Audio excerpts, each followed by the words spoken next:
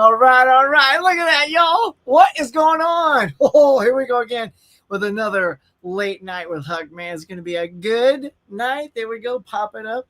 Bob, if you will, the ticker, please. Thank you, my friend. Oh, we got a good show for you tonight. We got my buddy Jon Cross. About to pop him on here in just a second. He's got a fantastic YouTube channel called the PM Entertainment Podcast. It is a humdinger. We're going to talk all about it, what it is, and all that good stuff right now. So put your little mitts together, and everybody welcome my buddy Jon Cross. What's going on, man? Yay! Hey, how you doing? I think we deserve bigger frames here. I think this is good. Right? How are you, sir? I'm doing very well, sir. I'm doing exceptionally well. I'm particularly happy because you, sir, are getting a scoop on potential new merch from the PM Entertainment Podcast, because this beautiful T-shirt for the PM Entertainment Podcast was in the mail today, literally seconds before I jumped down to chat with you. So I'm very excited. I'm going to be wearing it. I'm going to be seeing how I feel about it. I'm going to be looking at myself a lot wearing it. And then if I like it, I'll be putting it out to the populace. So look, channel merch is good. So you'll have to stand up. So okay, there's mine. You can see that in frame. Let's see that shirt. Just pop it up a little bit there. Look at that bad boy. Here, let's just go you full frame there. Look at that sucker, man. Look at that. So yes, you guys love PM Entertainment. You cannot go wrong. Right. There you go. So we're going to talk all about your channel and your love of movies, and particularly these. So we're just going to tee it up for the audience to set a different stage here at the beginning, which is, what made you fall in love with movies? When did you know you were kind of like and whether you're a movie fan or you're a cinephile or whatever, area you put yourself in, when do you remember it all happening? Was it super young, middle, teens? What? So, first of all, I like everything. I try not to label it. I'm just a film fan in general. I like everything from something that people would consider, highbrow or whatever, all the way down to the shot on video stuff that came out on VHS that was distributed by weirdos in the Midwest. Like, I love all that stuff. Like, I love everything and in between. I first fell in love with film. I can tell you exactly when it was, or rather my mother would tell you exactly when it was. I was 3 years old when they reissued Fantasia, which has been reissued, I don't know how many times since it came out, but it was reissued in the very early 80s. I was 3 years old. My mom took me to see it. It was the one that had the Night on Bald Mountain, like, horror finale back in it, which hadn't been in every version. Oh, wow. Nice. And it was the full 3 hour length, full blown thing. She thought he's never going to make it through, but she took me, and apparently of my entire childhood, it was the quietest I ever was. I just, right. You're like, what is this? I just sat there enraptured with the film. And sort of from then on, it was between those kind of things, not so much I loved Jungle Book, and I loved a lot of sort of the Disney kind of quirkier stuff. I wasn't a huge sort of Mickey and Minnie fan, but I loved like the quirkier, weirder stuff. Basil the Great Mouse Detective is an awesome one, and things like that. But my mom started taking me to, we had a very short-lived Museum of the Moving Image in London. I think it was only open about maybe 8 years or something. But I will never forget, I was a huge comedy fan. My first love was and always will be comedy, and Python, obviously being British, Monty Python was just a huge thing. But I loved everything. Like, once I found out about Python, I kind of, who influenced them, and then who did they influence, and I kind of watched it all. But I'll never forget walking into the Museum of the Moving Image, and they had a big main escalator that went up the central sort of room there, and right above it they had a whole ceiling of a screen, like a huge screen that went over the whole ceiling, and they were showing the animation from the credits for Life of Brian, the Terry Gilliam animation from Life of Brian. First time I ever went. So those are probably the two most like evocative memories I have from being very young and being into movies. One was seeing the animation from Life of Brian, and even though I was too young to watch the movie, I don't think I watched I don't think I watched it till I was 8 or 9, Huck. You know, like I was too young at 4 or 5. Right. 8 or 9 was fine. But no, it was between Fantasia and so it's interesting animation, I guess, and comedy and but also horror. I mean, that Night on Bald Mountain bit in Fantasia is definitely stoked my love of the macabre and horror and stuff like that. So that's the long answer. Yeah. And what is that? You got something on the TV behind you. What's going on there? Oh, yes, sir. That is none other than our very own Steel Frontier from PM. Oh, yeah, look. In fact, look, if you look in just a second, there's Chicken Boys, right? Hold on. Here he comes. There he is. There he is. There you All are. right. Look at you. Yeah, you know how to play to the host. And like, just so everybody knows, you know, we got a little special. We're going to talk about this. There's a shot of the old Chickster right there in that movie. Yes, I got to be a part of the PM Entertainment floor, if you will, by being the world, by being in Steel Frontier. And we're going to talk about that a little bit later. So I just wanted to show that off in the background because it's such a good movie, man.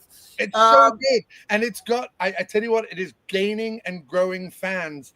The PM Entertainment podcast on Instagram is sort of follows and is friends with a ton of action podcasts, B-movie action podcasts, all that kind of stuff. Steel Frontier getting a lot of play, my friend. It's a lot of people are rediscovering this awesome film, which when I first saw it, considering how many PM films I'd seen, took me by surprise, and it shot right to the top of my list. Amazing. I love having an international audience as well. Tell everyone where you're hailing from. So I'm originally from the UK, but I've lived in the US the last 17 years. And I'm currently in Connecticut, but I've lived in New York and Las Vegas as well. Man, look at you all over the place. Well, I'm going to be visiting on Sunday where I'm taking the family. We're doing a European trip, going to London as our first stop. Oh, that's fantastic, man. That's great. You're doing the whole Clark Griswold thing. Oh, yeah, we can't wait. So if you know anybody over there, shoot me their phone number. Most definitely. You need a place to crash. You need a couple of couches to surf on. No, we're all set. We're all set. And I gotta say too. Speaking of comedy, I mean, I'm right there with you. I've done stand up, and comedy's my jam. And Python was a huge. Python and Blackadder were a big thing for me. And it was really Python first because they're just out there, and it was really my cup of tea. And for here in the States, it was on PBS. So that's how I was introduced to it. And then I worked at PBS at a certain point, like in the late 80s. And we had Blackadder. And I was like, what is this show? This isn't Python. I'm not going to watch this. And so what I tend to do is I'm the on-air switcher, so when you're watching it go to, ads and stuff, that's me. So I put on Blackadder and I grab my magazine. I'm just like reading. And then I keep hearing this dialogue. And I just put it down and go, what is this show? And it's blowing me away. It's so funny. Rowan Atkinson, of course, Hugh Laurie, it absolutely became my fave. So seasons 2 and 3 of that are some of the best Britcoms I think I've ever seen. Fantastic. And for the audience that aren't aware of it, co-written by Richard Curtis, who would obviously go on to become Mr. British Rom-Com himself. He wrote 4 Weddings, he wrote Notting Hill, he wrote Love Actually. Richard Curtis would go on to basically be Hugh Grant's dialogue writer for the next 30 years. But no, and it was co-written by Ben Elton, who wrote The Young Ones, which is another very surreal, anarchic British. So you put The Young Ones, which is very anarchic and weird, and you put that with Richard Curtis, who's obviously very kind of verbal and thoughtful and whatever, and you get Blackadder, and it's absolutely oh my God. No wonder I love it. Yeah, so good. So now we have, I just want to pop in. We got a nice little collection of people with us tonight. We got Collector Movie Man saying he's going to check this out tonight. I think he's doing something at this moment, but I love that we're already got people ready to check out the replay. Jane Doe, of course, we see these a lot. We know that she's Nikki. Hello, Nikki. Look at this. We got Sitho Brick saying howdy, howdy. Kelly, good morning. Good morning. It's my morning show. Good evening, Huck and John. May this be a good live. Oh, it will. And Adrian, hailing in the old UK right there. He's our UK buddy. Adrian, KB. amazing. Good to see you, buddy. He does great conversations on his channel. If you've never seen KB, definitely go sub to him. Then everybody's getting some haze in, some hellos. We got Mama Bluray here, Bonnie. She's one of our big fans. Love to see it. And look, y'all, as we get deep into our convo, if there's anything you want to ask Jon, feel free to pop it in here. I'll try to come over and see it. Hisham is here saying good evening. Noise. Oh, I love questions. Yes, ask me questions. Nikki, that's right. New merch. That's right. New merch. What's up? Indeed. Good to see you here. K-Max Soda, Smirk 88. Look at this. We got a good audience in here tonight. Chicken Boy. Boy, KB. He knows. Everybody knows Chicken Boy. He's legendary in these parts. Yes, he is. I thought he said if you're still alive after my movie. So if you're still alive. Although I think he's watching Lord of the Rings, so I'm pretty much guessing we will not be still alive. That is the longest movie. Yeah. Saying it. But anyway, so yeah, thanks everybody for being here. Now, Jon, let's dive a little bit deeper into your podcast. Now, of course, since I'm connected to PM and I'm fascinated that you had reached out and found me and some of the directors for Steel Frontier because we did a podcast together. Yep. What started your love for PM? Was there one movie that sort of was the catalyst for that? And then, of course, obviously that created a fandom for you for their material.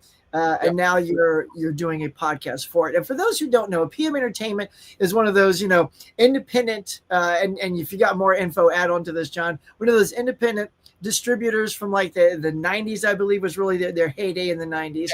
Yeah. Where you could go to a Blockbuster or your mom and pop home videos and you would find movies that were just made for you to rent and take home. They weren't in the big houses.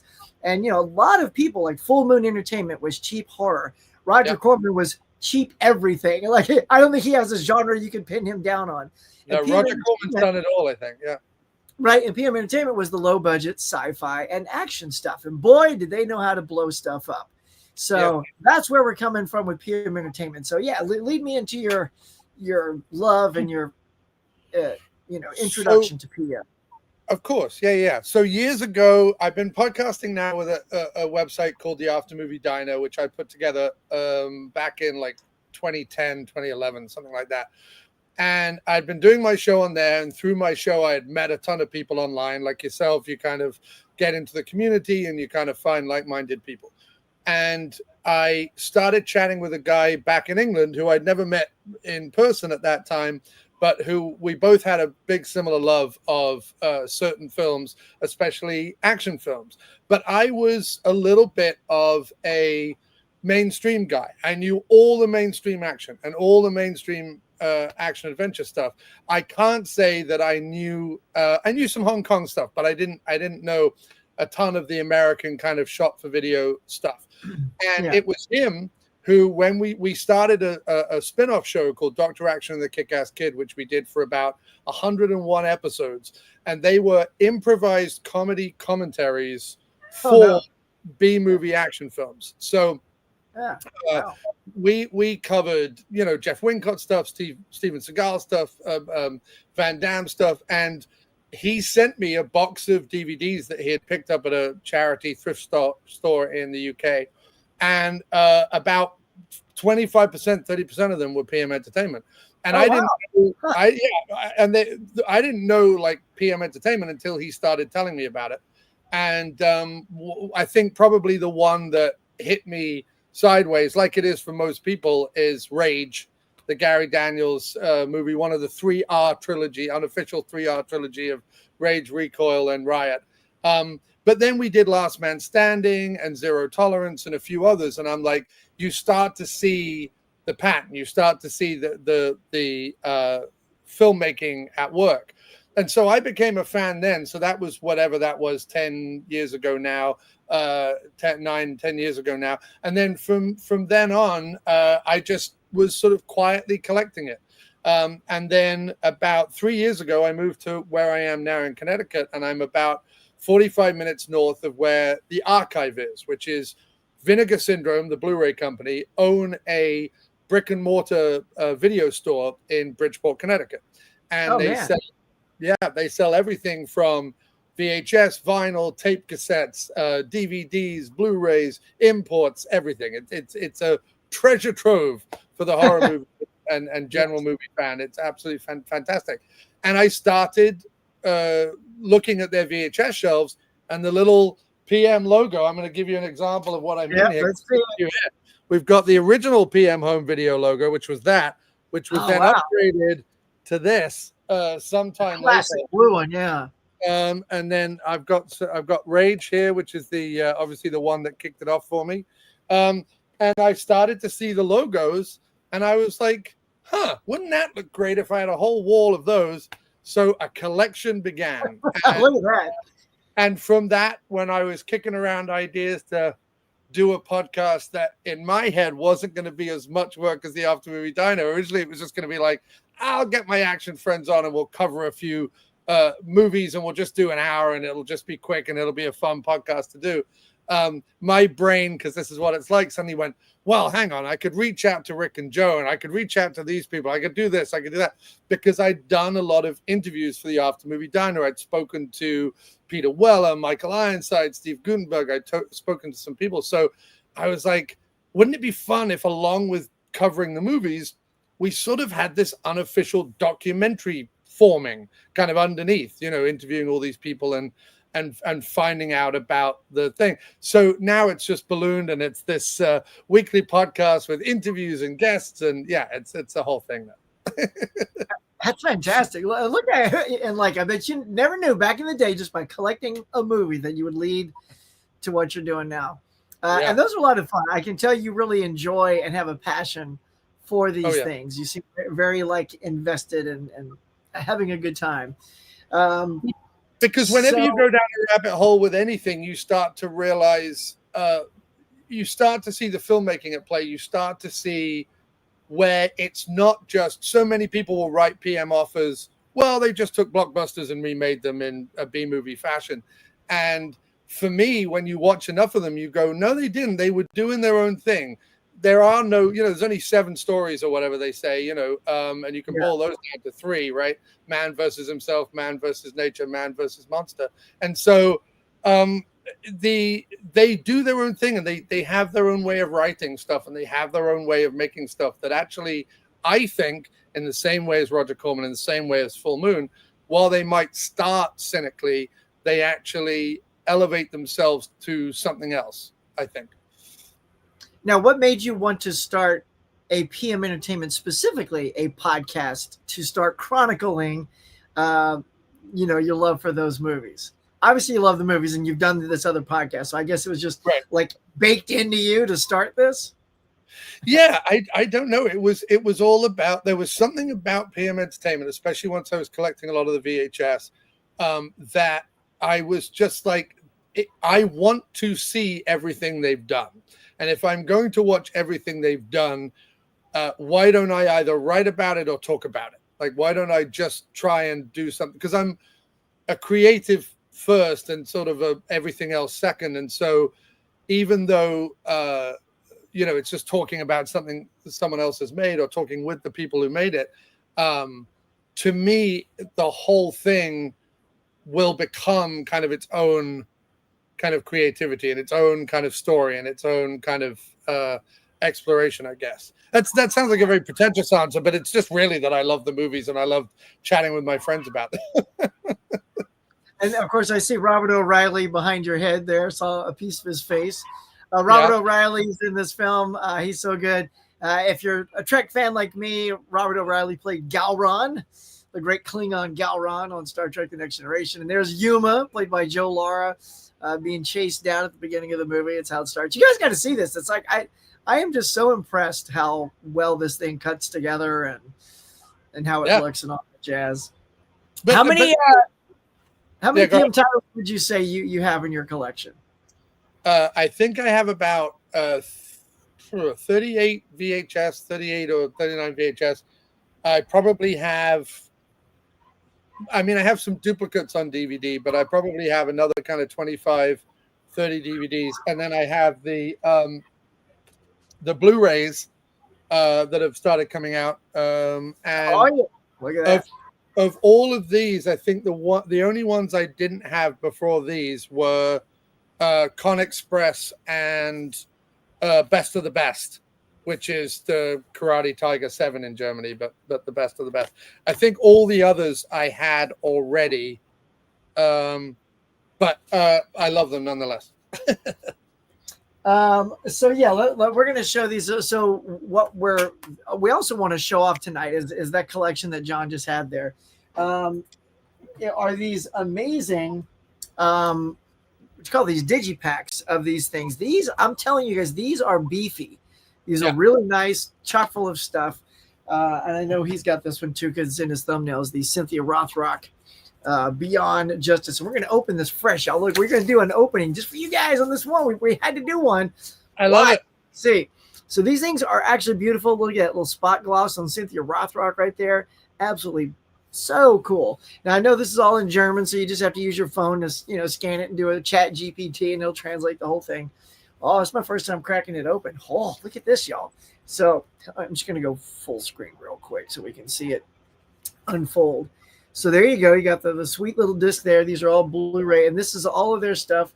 Is nice. There's a bonus disc on the back of the DVD, so you get it's a combo, and then you get this great little booklet inside that gives you some essays and photos. Oh man, I mean this is the real deal. And listen, I mean hardbound, this is good stuff, Jon. I mean these are amazing. In the world of Swiss German Blu-rays, I believe they call them media books. Media books. There you go. Yeah, they're all the rage now. I see them because I think what's been beautiful to see is we have all these boutique Blu-ray companies, right? So and I know you did a video on your YouTube about Walmart and other places getting rid of physical media, but we have all these companies now, and I love to support them. I love to go on their independent websites, or I know you put the link in the comments here, but brotherbelial.com or Diabolique DVD or Grindhouse Video, one of these guys, I love to patronize those companies. And you'll often find I think I did a comparison in one of my videos on my After Movie Diner Instagram, but almost all of them to a website are cheaper than the Amazon alternative. So especially for these kinds of special editions. So I always shop them when I can. And these ones from our friends over in Focus Media, Claudio Ulrich over there in Switzerland, making them for the kind of Swiss German market. I don't think that he realized initially when he put them out that there was going to be such an international demand for them. Brother Belial had a few for a while. I think they've currently sold out. But I get the feeling that because they are selling out, because he's doing a lot better with these titles than he thought he would do, I think that we're going to see either an American company pick it up or him expand his distribution. I've got to imagine that's coming soon, I think. Yeah, and when you guys can, and if you can open up a second tab, you can do that too. But check out those links that we put in there. It's Focus Feature, Focus Film. What is it? Focus Media. Focus Media and the Brother Belial. Those and they're specifically, they should take you right to the PM page. I tried to take you to that page so you can just see the PM stuff. And these are and so you got the media books, but they also have just regular releases. So if they're out of these and you still want the movie, they got a cheaper version, which is good. I just want to point out how much they must have loved Don the Dragon Wilson over there. All of these are Don the Dragon Wilson. So, you got your Cyber Tracker. Look at that. Cyber Tracker 2. Hold on. There you go. Blood Fist. Oh, yeah, Blood Fist. Oh, yeah. 2 more. You got your Lion Strike. And boom, look at that one. Oh, nice. Oh, yeah, he sent you a couple of extra ones there. I think. Are they the Corman ones? What's that? Are the Blood Fist ones the Corman ones, or are they just a renamed PM one? That is a good, let's see. There's that Film Rise logo, because that's who used to have them. Well, since it's all in German, I'm not sure. I'll look into it. I don't know, because I literally just got these in, so I wanted to show them to you. Yeah, I have what's also nice is for people who missed the first round is they've been releasing. So where they did the Ring of Fire trilogy, which Lion Strike is the third one, I believe. They re-released them in a padded media book with an all-new cover. So I got this one because I missed out on the individuals that you have there. But I got this one. That's the 3-pack, the trilogy, right? Yeah, it's the trilogy, and it's padded. Like I can't tell the. It's very hang on. Let's go full frame. Show that off again. It does look kind of puffy, doesn't it? Look at that. Yeah, it's like a puffy padded thing. Again, you get this beautiful booklet in the middle. And this one, I don't know if yours does, but this one comes with an extra disc that is a Don the Dragon Wilson. It was an old DVD extra that came out years ago that he must have got hold of, but it's a Don the Dragon Wilson training video. And I believe that's this extra disc here, I believe. Okay. Nice. So, all right. So let's see. So that, and this is Iron Strike, which is Ring of Fire 3. Yeah. So let's take a peek inside this one. It's cracking it open, y'all. I saved all this for tonight so we could open these. It's exciting, man. It is very exciting. All right. It doesn't look like it comes with, so that's like the special feature you get with that. Because what you have is the Blu-ray, the great booklet, and then the DVD. So unless it's on the DVD, unless it's an extra. It could be. It could be. I don't know. So, but that's part of the fun is diving in and see what.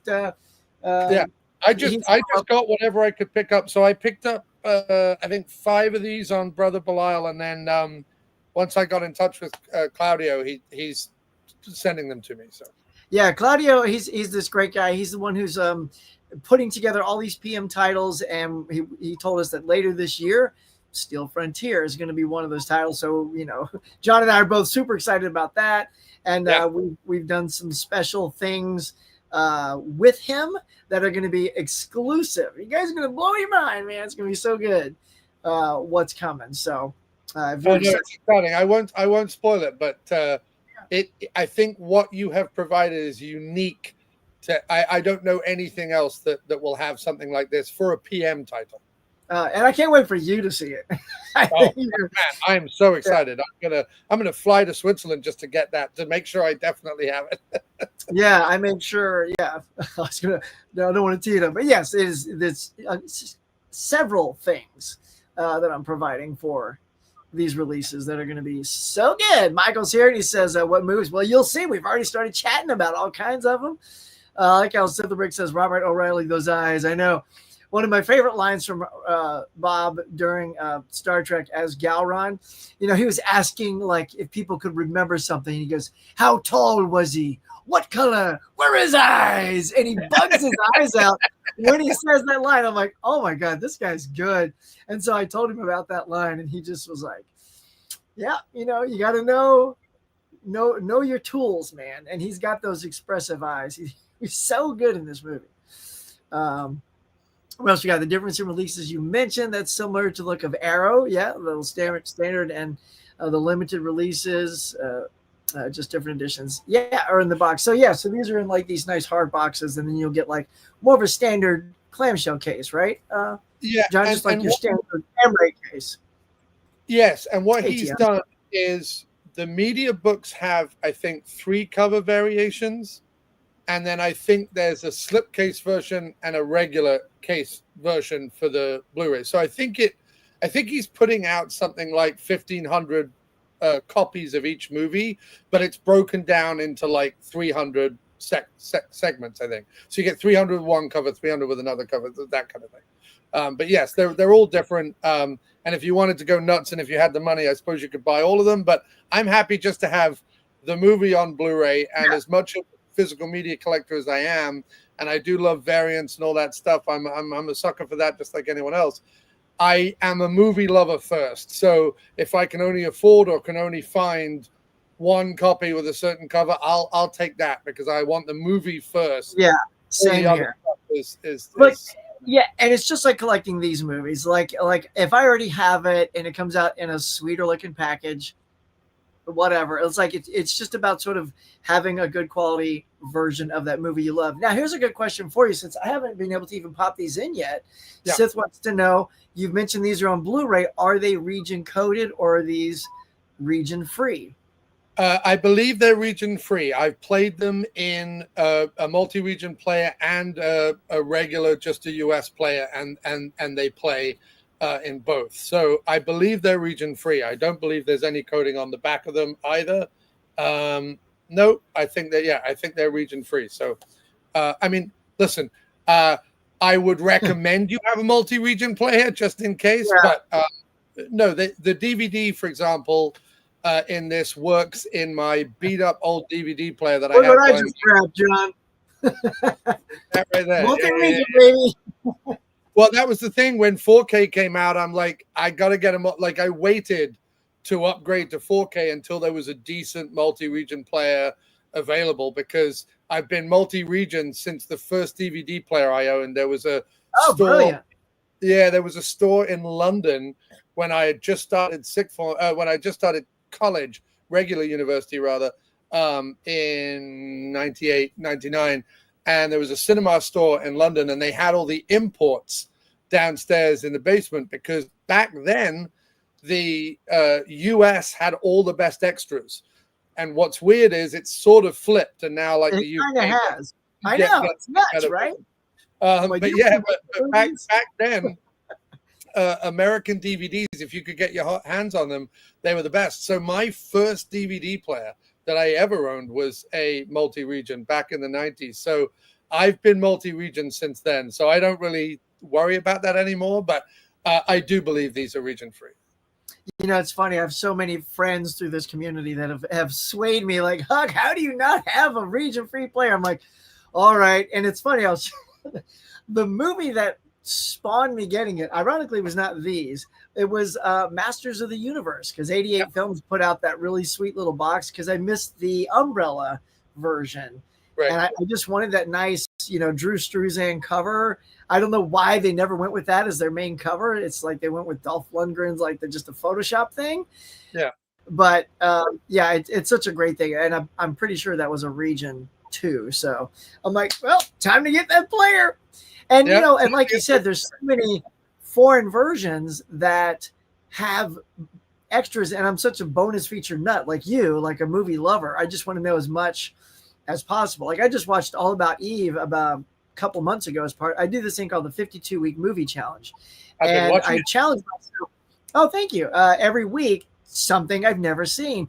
And I made sure, because my wife's like, okay, you have to figure a way to put on your list to watch All About Eve. So I put 3 shots on there. I said a black and white movie, a movie with leading women, and a movie with, something. So I had 3 chances to plug that in. And so as soon as the first one came up, black and white movie, I'm like, that's it. Let's just go. And that was so good. So I sought out that movie on Blu-ray after I watched it, because I enjoyed it so much. And it's got all these bonus features that now I get to learn a little bit more about that movie. And that's the one thing I love about this challenge is finding just a new movie every week. Sometimes they're winners, sometimes not.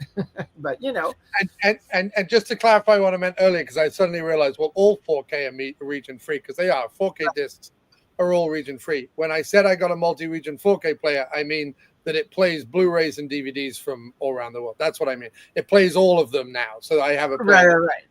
One-stop shop, baby. Yeah. Now that these are on Blu-ray, okay, so you've got these in your hot little hands. You're excited. You're this PM fan. Look at you go. Come on, grab them, John. Look at them. Woohoo! Oh, it's so exciting. Okay, they're on Blu-ray. Yes. The only way you've seen them in the past, by the way, look at this Anna Nicole Smith. Look at that girl. Remember when she was like the hot thing? Damn, I can't wait to check this one out. I don't know how good she is at acting. I don't know if her acting's great, but, No, but so you and I, we saw these on VHS. We saw them on DVD. Now that I haven't had a chance to jump in these. They're on Blu-ray. Yeah. How good are they? What does it feel like watching these in a nice HD format? So it feels really good. They are exceptional, and they've done a really good job. Claudio and the guys at Focus Media have done a really, really good job. I think one of the things that always, especially if you have the setup, and I'm not sure what your setup is, whether you have the surround sound or not, but the sound mix of these, and I think what I have to thank Focus Media for in particular is it's the same sound mix in the German and the English, so you're not getting getting screwed over or whatever by having the secondary language, because obviously they consider German the main language. Naturally. And a lot of American discs, for example, the English will be in Dolby Atmos or 7.1 or whatever, and then the French and the German and the Spanish. The nice thing is that the sound mix of these is exceptional. I think where these, much like PM actually, where these discs really pop is in the night scenes and the scenes where Ken Blakey or Richard Pepin, who are the two main cinematographers that they use throughout the run, are really, like when they do like those warehouses filled with smoke or dry ice or whatever, and there's a lot of like what I always call like Argento lighting. There's a lot of purples and blues and green. That's where these Blu-rays really pop, are in those scenes. The daytime scenes that PM did, even as far back on VHS and DVD, tend to feel a little washed out, especially if the rest of the movie is sort of in shot at night, which a lot of them were sort of the early days, sort of 92, 93, 94, 95. There's a lot of night shooting because the explosions pop and the police sirens pop and everything pops in the dark, right?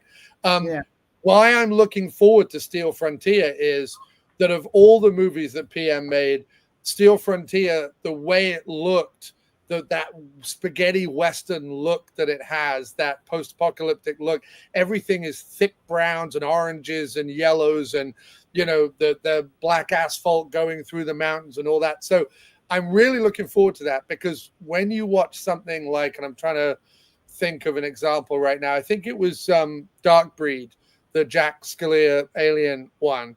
A lot of night stuff, a lot of warehouse stuff, that all pops, but there's like one daytime action sequence, and it looks as good as it's ever looked on the Blu-ray. I'm not saying it doesn't look great. It just doesn't look as good compared to when Ken Blakey is like putting color washes everywhere and using gels, and like when he's doing that, the Blu-rays just pop. So the opening of Firepower, which is the Gary Daniels, Chad McQueen one, that's a great one to watch on Blu-ray, because the whole like first act is just a car chase through tunnels in LA with lights and explosions, and it's fan. And then they're at that 80s diner with the lights. It all looks fantastic. The interesting thing about Blu-ray versus the DVDs and the VHS that we've watched, if anyone's a nerd about this stuff, I'll give you the nerdy details. Yeah, I hope you're about to say what I think you're going to say. Go ahead. Yeah, it's about the aspect ratio, right? Yes, that's exactly what I was about to ask you. Everyone loves aspect ratio. Because I was looking behind you, and I'm like, I've only known 4:3 for my movie. Right, exactly. I've never watched it widescreen, And so what's interesting is that most companies that shot for the cinema screen would often, when their movie went to VHS or DVD back in the day, before they did widescreen VHS and before they did widescreen DVD, would often see a lot of cropping, right? It would often bother them that like the sides were cropped or they were losing detail or whatever. Well, PM were actually pretty savvy. The other way is the same. If you watch the Savage Weekend Blu-ray, the old slasher movie from the 70s, the opposite is true. So they've made it widescreen on the Blu-ray, but you now see at the top and the bottom, you see wires down the bottom, and you see the boom mic up the top. No. It was always meant to be cropped out, and now it's not cropped out. PM were very savvy because they were making stuff for VHS and DVD primarily. Primarily, their stuff went straight to VHS. And I know Paul Volk and others at PM will go, well, no, they screened overseas and they screened at festivals and stuff, and they did. And they were all, Ken Blakey told me and Rick Pepin told me that they were always shooting for widescreen, but they were very careful because they knew it would end up 4:3, not to put anything in the bottom and the top of the frame. Nice.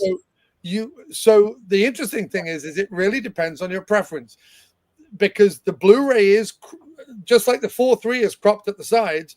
The widescreen Blu-ray is technically a little cropped at the bottom and the top. And I did a comparison between the DVD and the Blu-ray on my PM Entertainment initial batch of Blu-ray review channel. I did like the difference between the two. So there is cropping no matter which you watch, but because you're so used to seeing them in 4:3, when you see them in widescreen, you are seeing more detail either side, but you are losing a little bit at the top. So it's interesting.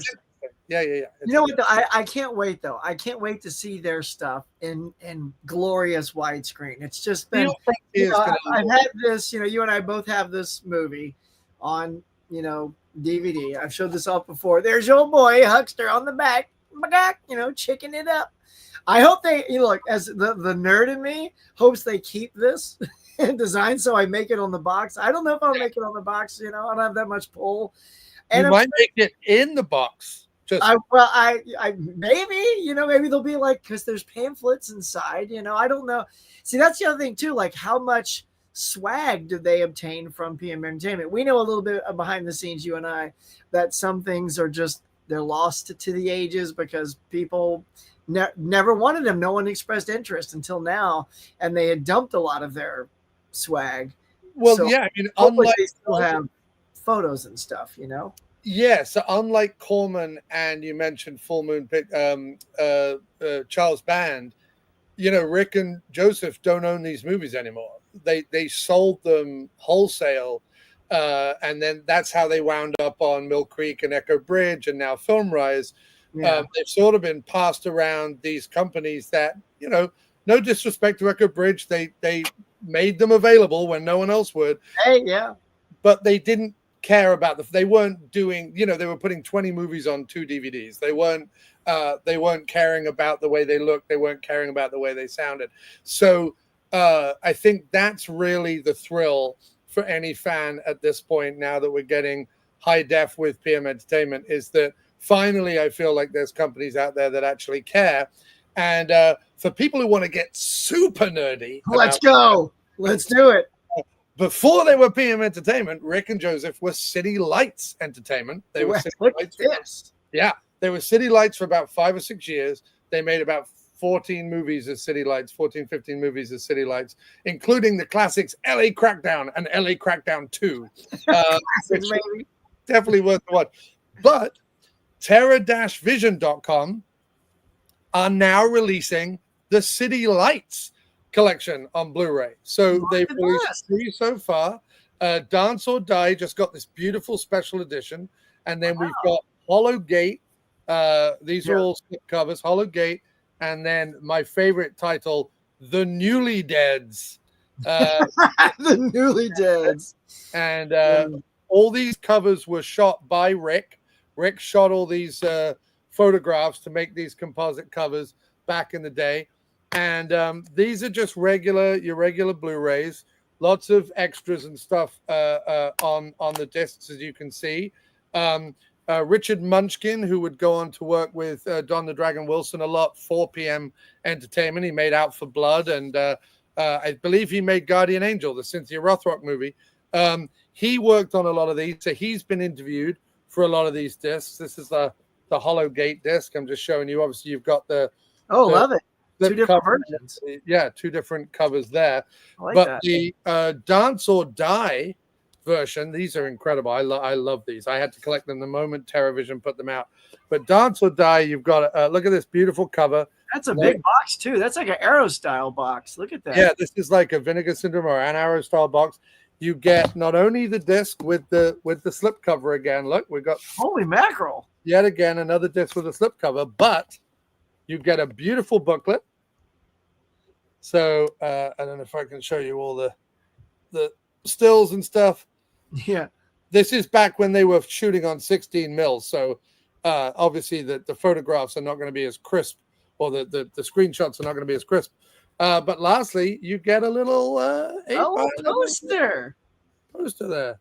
So look at that right there. And that's available right now on Terra-Vision.com, on Grindhouse Video, and I believe Brother Belial has copies of these as well. So if you're interested to see where Joseph and Rick started out, pick these up.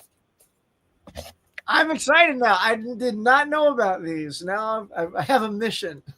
Yeah, right. I'll try to remember to put those after this. If you can remind me, I'll add those to the description so people can just go shopping. Yeah, When of we are course, done. man. And this is back when they were making more horror movies, thrillers, kind of grindhousey kind of stuff. It's all shot on 16 mil. It's super low budget. It's kind of my wheelhouse. I love it.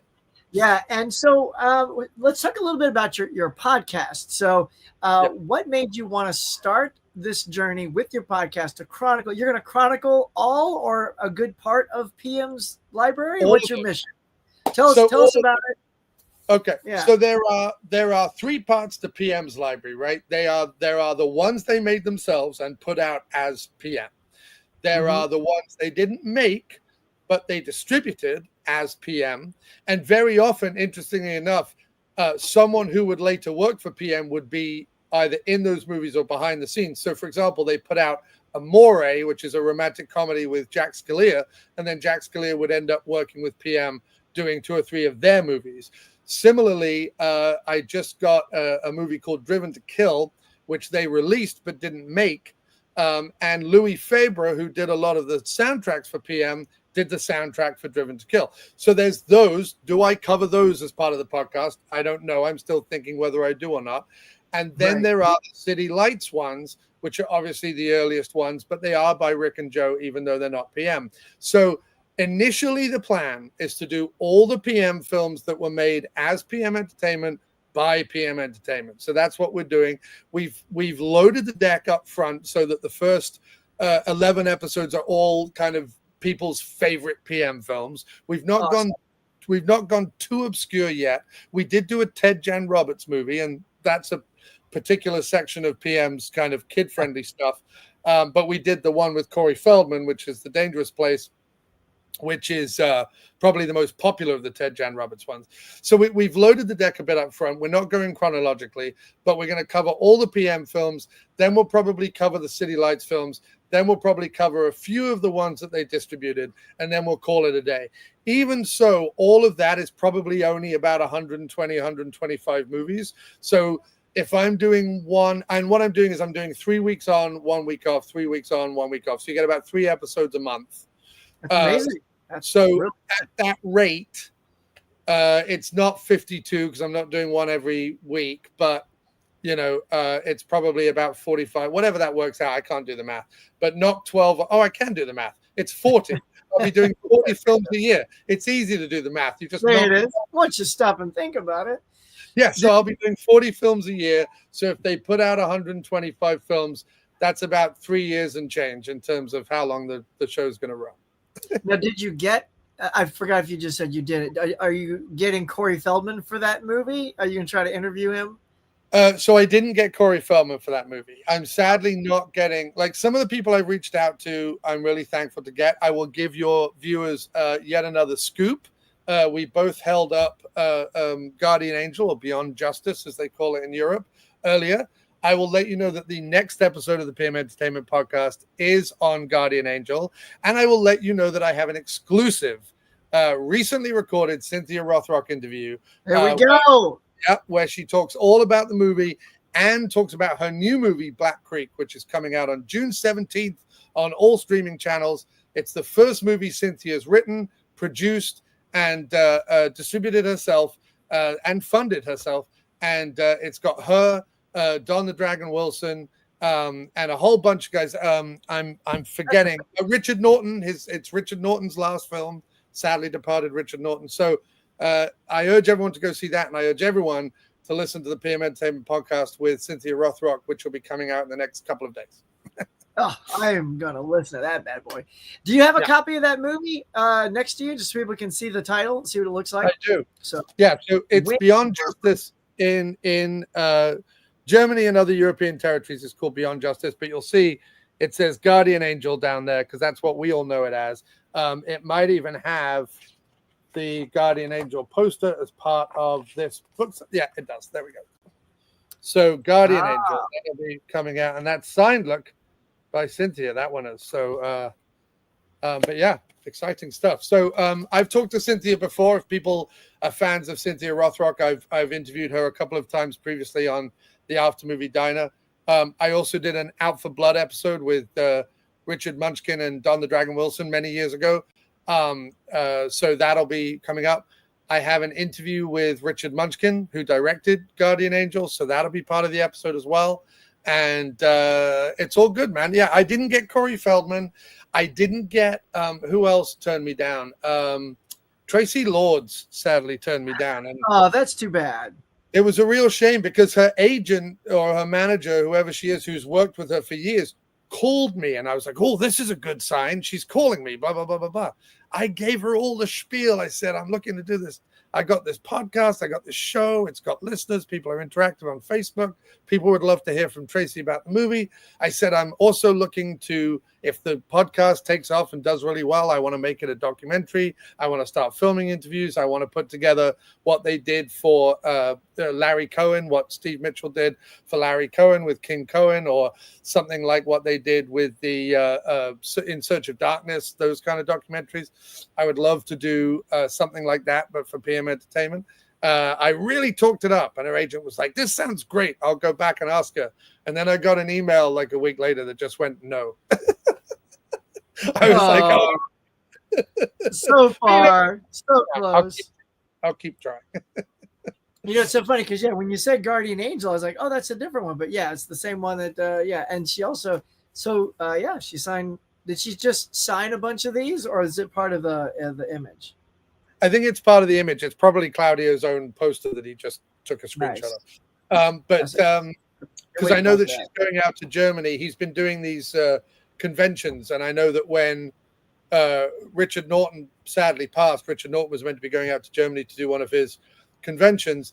That Jeff Speakman said that he would go. So I was able to interview Jeff Speakman for our Land of the Free episode, which is phenomenal. I mean, I love Jeff Speakman, and he gave us a great interview, and he doesn't do a lot of interviews. So certainly I haven't seen a lot of his stuff. So that was a real scoop for me to get him right before he goes to Germany to hang out with Claudio. Fantastic. So.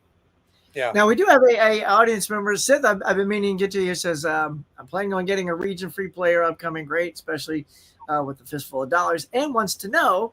And I do have something similar coming, but I'll go ahead and show it. Keith from the 207. What's your favorite PM Entertainment flick? Now, I have a question similar coming up, so I will tee it up as the same, and you can take your pick. I know a lot of times it is hard to pick a favorite, so you are welcome to tell us your top three or three, 3 to 5 of your favorite ones if you can't nail down an actual number one favorite. All right. Well, sometimes it's easier to pick like 2 or 3 or 4 or something like that. So well, what I'm going to do is I'm going to do a little bit of a show and tell. I know what my favorite is. Nepotism. Yeah. Well, of course, that has to be in the running. All right. Where did that go? I know I have it somewhere. Where did that go? I don't know where my DVD went all of a sudden, but did I? My wife is watching us, John. Look at that. She was driving in the car listening to us as a podcast. Isn't that nice? Hey there. Look at that. Kitten Paws is here. So obviously Steel Frontier has to be in the running. It's one of those movies that when I saw it, I absolutely it blew me away. I fell entirely in love with PM all over again when I watched Steel Frontier. I think it's absolutely fantastic. So definitely Steel Frontier is on the list. Another discovery since doing the podcast, Shotgun, one of their earliest ones. Again, still on 16 mil. It is amazing. It is like it's like Samurai Cop meets Zipper Face, which are two again kind of B movies that are kind of have cult followings, but filtered through the style of PM. Gotta love Shotgun. Look at that cover. Look at that cover. I was just gonna say. Look at this lady right here. She's not even in the movie. Get out of here. That's what great salespeople. Look, they put her on the back as well. Look at her there on the back. Yes. They're like, look at this attractive woman and watch this movie. This guy's in the film. The Shotgun's in the movie. This woman, not so much. But this is a great early, if you want to watch like an early 16 mil grindhousey kind of PM film, watch that one. Next up, we have Rage. Of course, it's the one that started it all. Who doesn't love Rage? You've got Gary Daniels. You've got Spiro Rosados working at the top of his powers for PM. I mean, the top of the skyscraper helicopter shootout stunt sequence is unlike anything you've ever seen. It's absolutely fantastic. I got to shout out C. Thomas Howell, his directorial movie with PM, Pure Danger, is absolutely fantastic. Absolutely. No one ever talks about this. I've never heard anyone else who talks about PM talk about Pure Danger. Pure Danger is fantastic. It's kind of like PM Entertainment makes True Romance, but with C. Thomas Howell. So if you can picture that, that's what it's like. So those are all definitely on the list.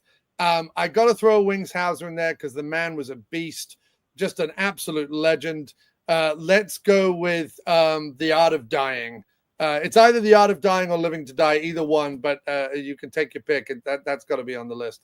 I could go on and on and on, but those ones, I think you get an early one, you get a Wings, you get a couple of auteur ones because Wings and C. Thomas kind of do their own thing, and where PM used to give actors the chance to direct their own films, which I love. I think that's fantastic. Oh, I wish I'd have got that chance. Dang. Right? That would have been amazing. I want to see a Steel Frontier follow-up that's about the life of Chicken Boy. That's what I want to see. I pitched this to the guys. I said, look, we don't want to tee it up if people haven't seen the movie, but let's just say Chicken Boy has a twin, but he's an articulate, smart twin who can speak. Right. And he finds out what happened to the boys, and he comes out for revenge. I was ready to go. I even made a Photoshop of my own cover. Yeah. You could still do it. Huck. Make it happen. I could. Look, that's what I loved about PM is those opportunities. I kind of wish I didn't known that because I actually ended up directing my first film 2 years after I starred in this film. That's nice. So it's sort of like just kept the wheels going, and that was a lot of fun. I wish I'd have just pursued that more, but it's hard to direct unless people know you're directing, and I had a good time with that. It's a good film. It's called Shot to the Heart. If people want to see it, it's actually on Amazon Prime, so you can see that. And you would think because it's me, it's a comedy, but it's not. Because my friend wrote and produced it, so it's a drama. He's a very serious, focused guy, and so. But the reason I got the job is he goes, okay, well, you're an actor, so you're going to know performances, and you're an editor, so you should know if we have what we need to tell the story.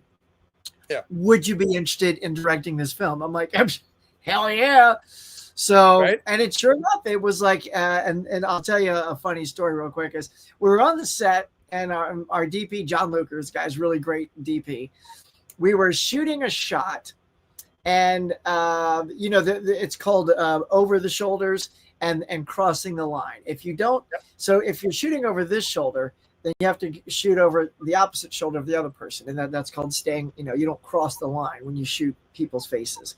Well, there was a moment in the film where I knew I had to cross the line. Just because of the layout of the room. It was a small room, and I had to get a shot of the front door and the dad coming in. So I'm like, I'm going to cheat that. And he goes, you can't do that. Because he was the most experienced guy on the set was this guy. We were all brand new green people. And he goes, that's crossing the line. I go, I'm cutting it in my head and it looks good. So let's just go with it. And sure enough, he goes, okay, we'll see. We'll see when this movie's over who was right. And I said, okay. So, a year goes by because he even said, look, it's going to take you a year to get the money to finish this film. And I'll be damned if he wasn't right. It took about a year, because we had no money. It was all like credit cards and all this stuff. And so I came to the scene. I'm like, I think that works. I think he's going to be pissed. So we screened it for everybody in a theater out in Culver City, which was super nice. And the moment coming, I could see him like sitting up in his chair. He was waiting, and we got to the shot, and it worked. And he goes, God. And he looked over and he goes, you're right. It worked. Yep. But see, that's the beauty of just being on set and trying things and trusting everybody's talent and what they're good at. So that's the fun part. So because very often the directors that we now, with hindsight, love, admire, put on a pedestal, most of them edited their films as well. Most of them were also like Francis Ford Coppola edited a lot of his own stuff. John Carpenter edits a lot of his own stuff. Orson Welles was always in the edit suite of his films. And if, either that or they have a dedicated editor like Thelma Schoonmaker or whatever with Martin Scorsese. So you have a situation where if you're editing, if you've got an editor's mind, and what you're there on set to do is as a filmmaker kind of put that scene together. If you have that in your head, you can get away with it and figure it out. I just need to jump to the YouTube channel and let Nikki know it is Shot to the Heart. There you go. So that's the name of the movie. She thought I said Shock to the Heart, but it's Shot. I know what I'm going to be watching when we're done tonight. Shot to the Heart. Might be an intense way to go to sleep. Maybe wait, that's awesome. So with all of these, is there a get? So this is wonderful. You had like Cynthia Roth right there and Jeff Speakman. Look at that stuff blowing up in the background. Yeah. Is there a get that you still want? Is there somebody in some of these upcoming podcasts that you would really love to hope that you score that as an interview? Anybody? Yeah, I would really, really love to speak to C. Thomas Howell. I really would, because of all the people who worked with PM, when you think of where C. Thomas Howell came from, when you think of sort of the 80s Rat Pack adjacent kind of movies he made. Yeah, The Hitcher. Right. Yeah, the Hitcher, Soul Man. All those kind of movies. He was he was one of the extended Brat Pack. If The Outsiders absolutely put together, sometimes people call Tom Cruise a Brat Pack and Patrick Swayze because of The Outsiders, right? So right. Crossover movie. Similar with Young Guns, another ensemble movie that had, is Lou Diamond Phillips. Is he in the Brat Pack? That's where C. Thomas Howell came from. And then he finds himself in the 90s doing, again, he's worked consistently throughout his entire career, doing multiple movies a year. I just want to know how he wound up at PM. I want to know what made him thirsty for directing films, because outside of the PM films he made, and he made a few with them. I think he made 2 as a director, a 3rd one as a star, and then he was in Hot Boys, I think, which was sort of a where they brought in him, Jeff Speakman, Gary Busey, and a couple of others to do cameos along with the rappers and Master P and other people who were in Hot Boys. And so he did a few with PM, and I'm interested to know why and what put the fire under him, and whether he looks back on those movies fondly and stuff like that. So I'd love to speak to him. Jeff Wincott would be a huge get for me. I would love to speak to Jeff Wincott. I've heard on the grapevine that he doesn't look back. He likes to look forward. But similarly with what I did with Cynthia, which is look, we can talk about Guardian Angel, and then let's talk about Black Creek for 20 minutes, because I want to promote their movies. I want people watching Cynthia Rothrock films. I know Jeff Wincott is working with his wife and others making independent movies and making movies that are going to festivals right now. Well, come on, Jeff, let's talk about them. I would love to. I'm into independent movies, and if you're listening to the PM Entertainment podcast, you probably are too. You probably like independent movies. It's probably not just the action that you're tuning in for. So let's talk about them. I would love to use it as a way to promote some of what these guys are doing now in their career. So Jeff Wincott would be a great one. C. Thomas Howell would be a great one. Again, Gary Daniels, probably the pinnacle, because he was in so many. But again, he's someone he doesn't do a lot of interviews. He really doesn't. I know that Corey Danner, who is working on a book, he was a guest on one of our episodes, but he's working on a book about PM and has been working on a book. That sounds amazing. Years. He was the one who did the Sheldon Lettich from Vietnam to Van Damme book. He wrote that, which covers Sheldon Lettich, who did a ton of the famous Van Damme ones, as well as writing numerous amounts of action movies in the 80s and 90s. And Corey Danner tried to get Gary Daniels. I won't tell the whole story because it's not hugely favorable, but he went back and forth with Gary, thought it was going to happen. It didn't end up happening. And between you, me, and your viewers, I'm not. I don't know that I'm made of the kind of stuff that's willing to go through all that just to get a no at the end of it. So I don't know. I love him. I think he's fantastic. He's a British martial artist. I would love to have him on the show. I've interviewed a lot of his contemporaries. I'm very reverent towards this stuff. I know how martial artists like to be respectful and like to talk respectfully. If you listen to my Jeff Speakman interview, I'm very reverent of everything he did. And so, I don't know. I'm hoping the podcast becomes big enough that people start listening and talking about it and saying, Jon's got a respectful and interesting interview technique. He's not just asking the same old stuff. So I hope that's where it goes. And I hope, therefore, I'd love to get Tracy. I'd love to get Jeff Fahey. There's lots. Oh, that would be good. And you said that Cynthia's doing a movie with Don the Dragon Wilson? Yeah, so Cynthia and Don, we've been friends on Facebook a while since I interviewed them a long time ago, and I follow their journeys. And they've done a ton of sort of, shot in the Philippines or shot in Bulgaria, whatever, kind of straight to video action movies in the last 20 years, and very often have been in the same movie together. They did a independent film called The Martial Arts Kid, which was to promote martial arts in a more serious light than something like The Karate Kid, amongst children and amongst to promote anti-bullying message and everything like that. That was one of their first ones they did, and I did a lot of coverage of that in the After Movie Diner. But no, they just did Black Creek, and Don is in Black Creek, as is Cynthia's other longtime on-screen partner, Richard Norton, who sadly passed recently. But yeah, that's going to be on all the streaming channels available for rent on June 17th. And it's on pre-order right now on Apple TV and Fandango, I think. For a very reason, I think it's $12 pre-order it to buy it and to own it. And Cynthia is very proud of this. When the movie was announced and came out on pre-order on Apple TV, they were number 5. Oh, look at that. TV. And when you think of all the other big movies, Sinners is coming out and some other big movies that are coming out to rent this coming month, to have a little film that can kind of thing still holding the 5th position on Apple TV. Good for Cynthia, and good for all the action fans out there who are supporting her and promoting her and everything like that, because she works so hard all the time.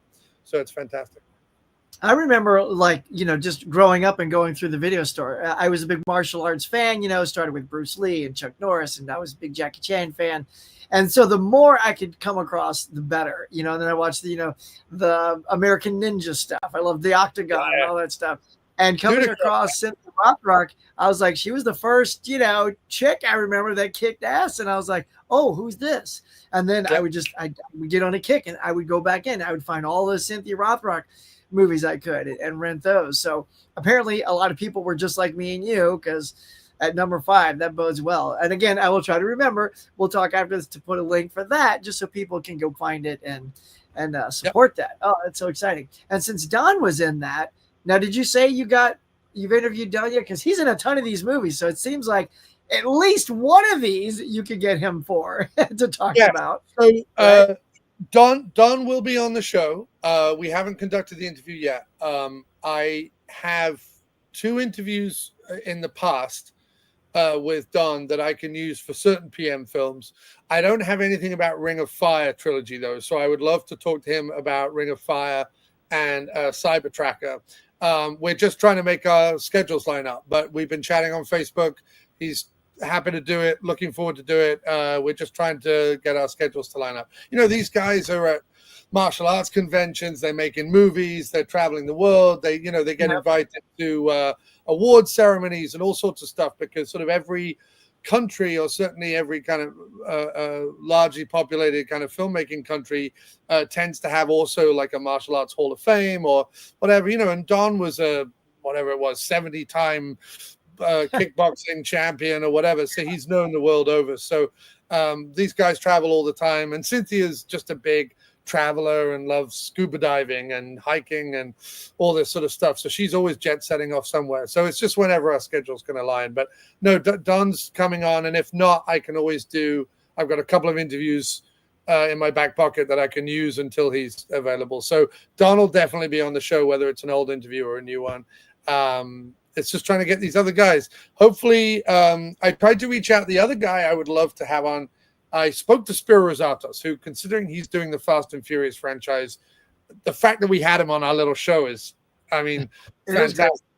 And a big thanks to Joseph May, because he was the one who got me Spiro's number. And Spiro was just like, I will talk PM whenever you want. PM gave me. Great. Look at that. He's such a big fan of PM. There's two guys that he credits with his career, and one is Bill Lustig, who he did the Maniac Cop trilogy with. And if you've seen parts 2 and 3, you know that the action in those movies is off the chain. And then PM, he gives Joseph all the credit in the world. I mean, him and Joseph are they're like siblings. That when they talk about each other, they talk about how they used to fight with each other and squabble with each other. But you know, Joseph fired Spiro on three separate occasions. And when Spiro was like, "I want to throw a car through a street lamp," and Joseph was like, "You're not doing that." And he was like, "I want to ramp a car through a street lamp." And Joseph was like, "No, I'm not doing that. I'm not paying for it. No, we're not going to do that. We're not going to do that." He's like, "It's all right. I'm going to do it. I'm going to do it." He's like, No. They went back and forth. Spiro went ahead and did it. And Joseph was like, "Oh, you SOB, I'm going to pay for that." So they were always doing stuff like that. Like Spiro tells a great story. I won't tell the whole thing, but about filming the skyscraper sequence on the top of the skyscraper in Rage with Gary Daniels, where Joe was like, "You get one shot." And he was like, "I can't do it in one shot. I need 4 setups." And Joe was like, "You get one setup."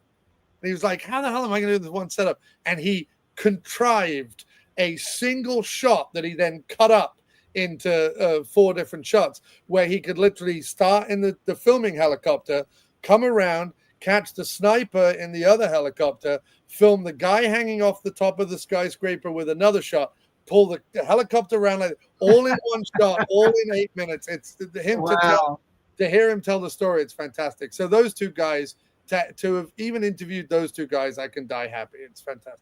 Well, look, I mean, that's the beauty of PM. And as you guys can tell, Jon loves his stuff. He's very good at it. He's good at talking. And when we did his podcast on Steel Frontier, it was the same thing. You know, he knows exactly where to guide the conversation because he loves the topic and the movies that we're talking about.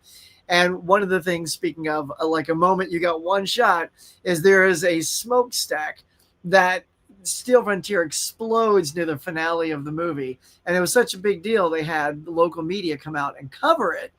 And there's a great story. So we won't blow it all right here. But if you want to know what happened during that, and go listen to our conversation. We also talked to the 2 directors and the writer of the film. Yep. And it was such a good, thank you for that. That was such a great podcast with you. No, I mean, thank you guys. I mean, what's been absolutely lovely, the other thing that's come out of doing the PM Entertainment podcast is, I think, speaking to people like Jacobson Hart, who wrote and co-directed, or speaking to Joseph especially, who kind of doesn't do anything in the film industry anymore and things, and even Rick to some extent. I think they had all kind of closed the door on that because it was just like 15 years. They basically made movies for 15 years, 5 as City Lights and 10 as PM. I think they'd all kind of closed the door on it, and they all sort of thought, you know, we sold it, we've moved on, we're now doing it, blah, blah, blah. It was fun while it was there, but whatever. And I think talking to them again and kind of showing just the excitement, I think knowing that the Blu-rays are coming out, which I didn't know when I started the podcast. It's a very happy accident that those 2 planets have aligned. I think it's made them a little, wistful, a little excited, a little nostalgic, and a little like looking back and being like, wow, people actually appreciate what we did, and not just because we blew shit up, although that's fantastic. They were good at that. Yeah. But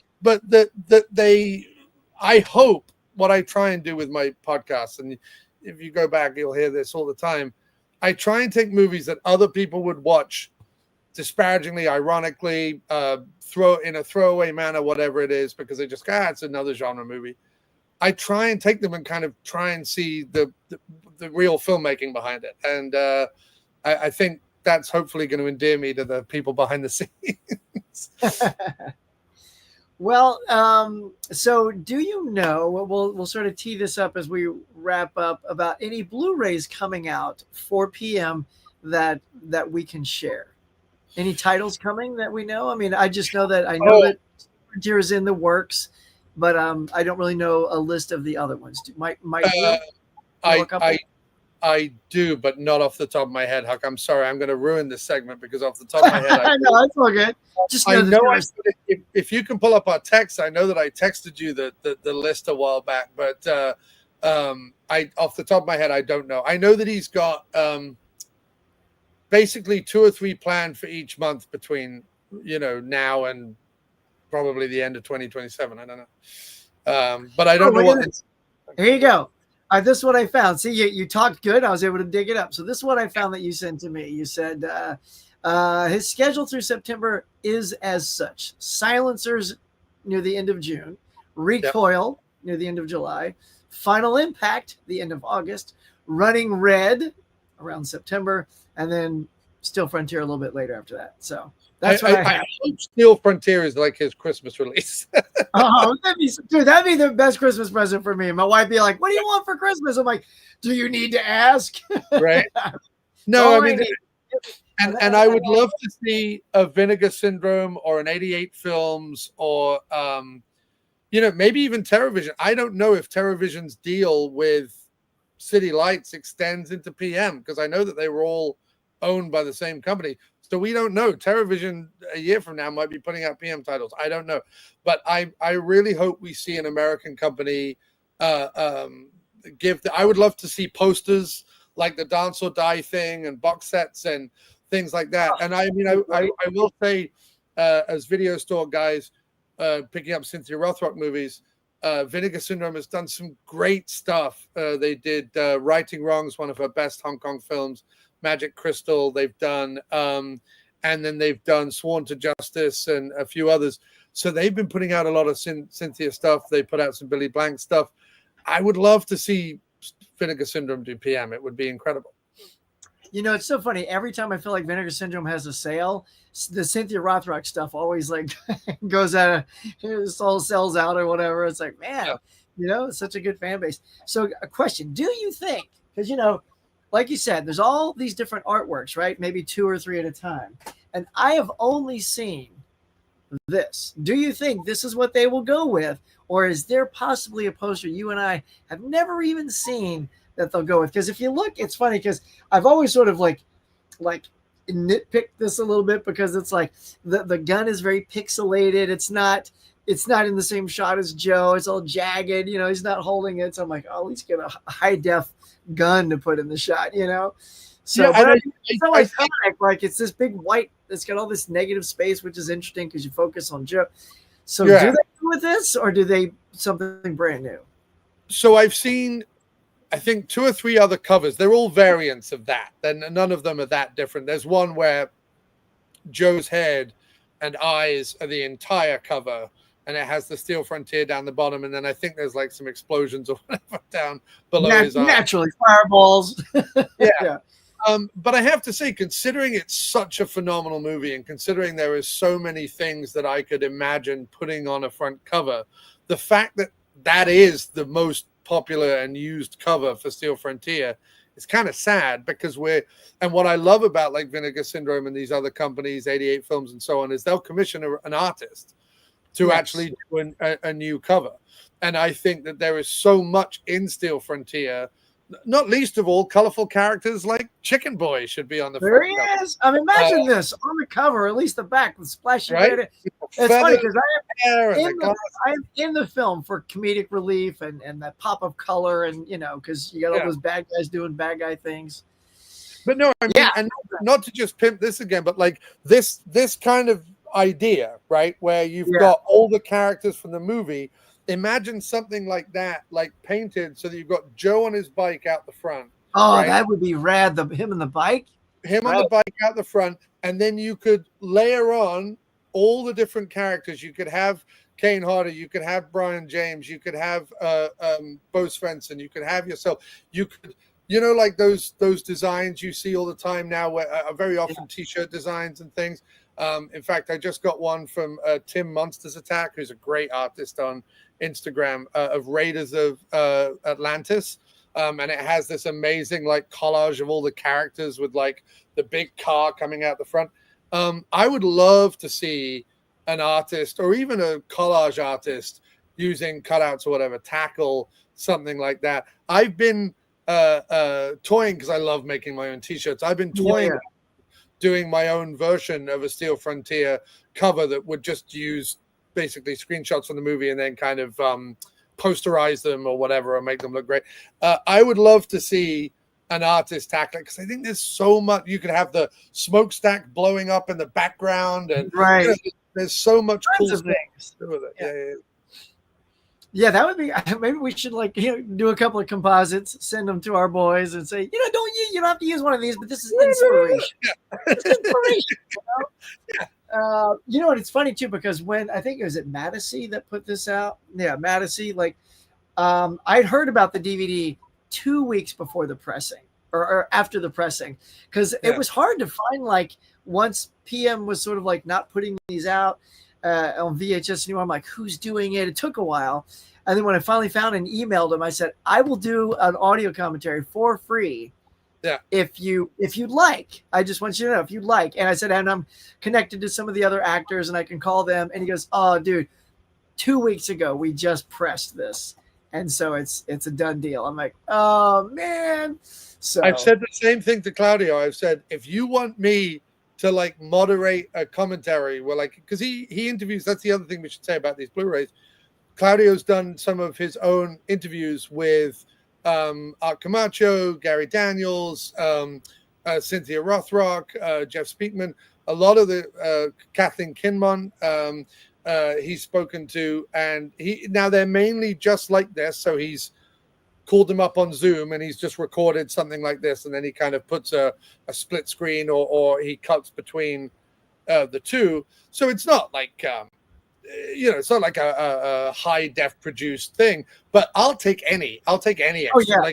Extras are better than no extras. So he's done a lot of that. So these Blu-rays, where possible, have extras, and he's dug up, as I said, training footage with Cynthia training and Don training and some other stuff. So he's doing the best that we have out there now. But I feel like is it Red Shirt Pictures who does a lot of the behind the scenes stuff? Very often when I'm watching an Arrow, sounds super familiar. Red Shirt Pictures. When I'm watching an Arrow or a Blue Underground or one of these Blu-ray releases, very often Red Shirt Pictures are the people who do the extras.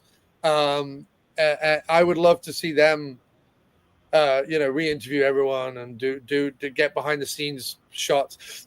The other cool thing about the PM Entertainment Podcast, very, very quickly, is that on Facebook, the people who are coming out of the woodwork, who used to work with PM or their parents used to work with PM or whatever, and are sharing some behind the scenes shots. So we just did an episode on Executive Target, and someone shared a very small photo of behind the scenes of them shooting one of the car chases in downtown LA in Executive Target. So always fun when things like that happen. And I'm a big Donald Pleasance fan, and I did an episode on Donald Pleasance once, and a woman on Facebook sent me, this was the After Movie Diner, sent me a photo of her and her dad hanging out with Donald Pleasance in their backyard in England, both having a beer and both wearing funny hats. So that was great. I love people find this stuff and share their lives. I love that stuff. I think it's great. Oh, it's great. And speaking of explosions, we just had the Mamma Jamma behind you. it just blew up. Oh yeah, everyone's shooting Brian James, and I've just knocked my drink over. Great. Oh no!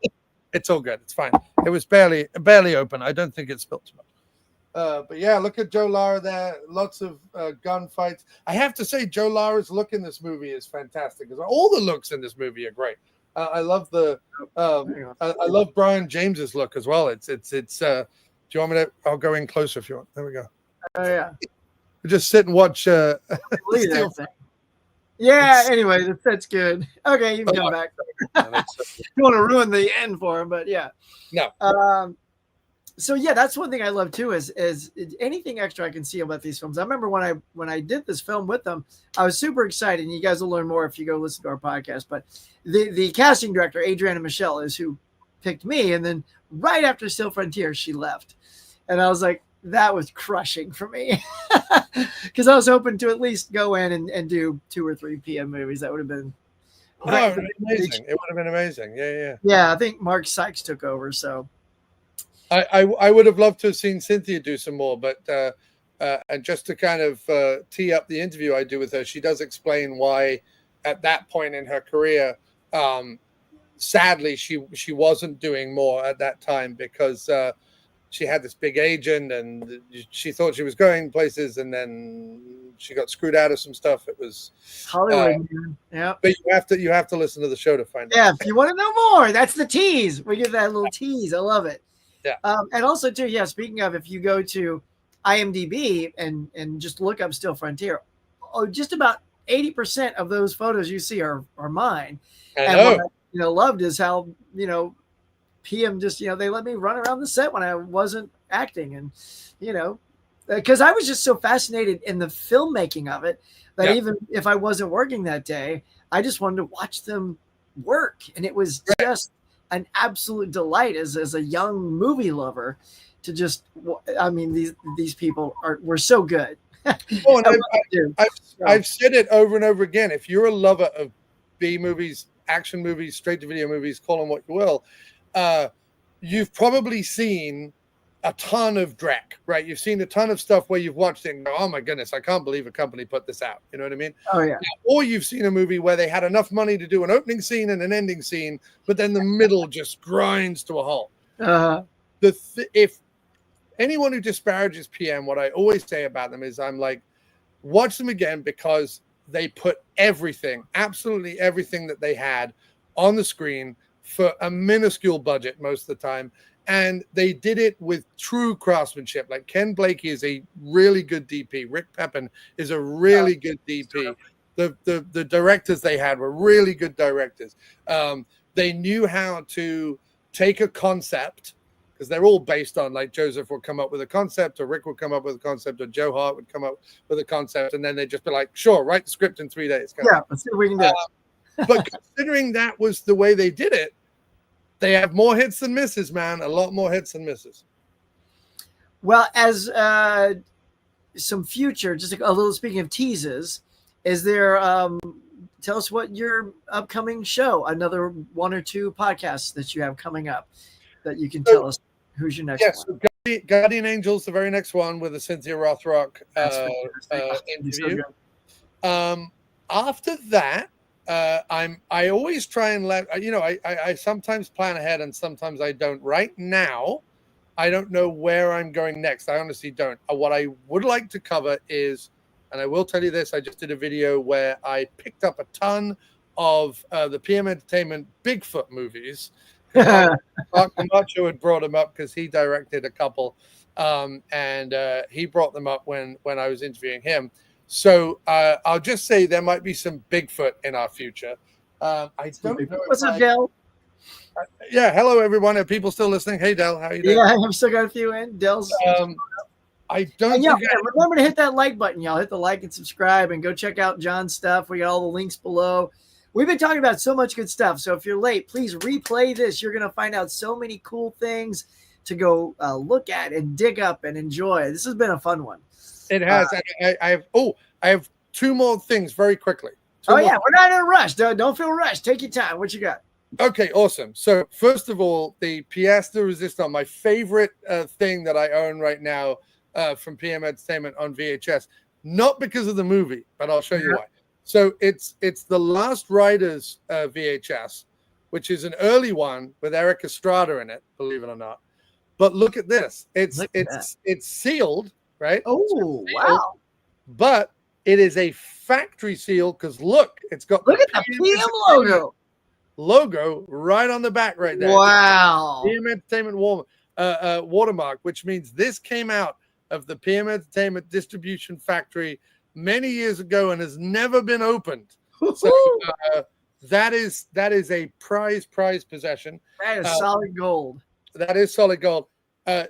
Read some viewers' comments, take a question, because I've got to quickly run just to that corner of the room to get the other thing I want to show you. So. All right, that's good. So while he's running, y'all, now Dell's here. So it sounds like I missed. I'll catch everybody. Dude, thank you for just being here. And everybody that's here, I hope you're enjoying this conversation with Jon.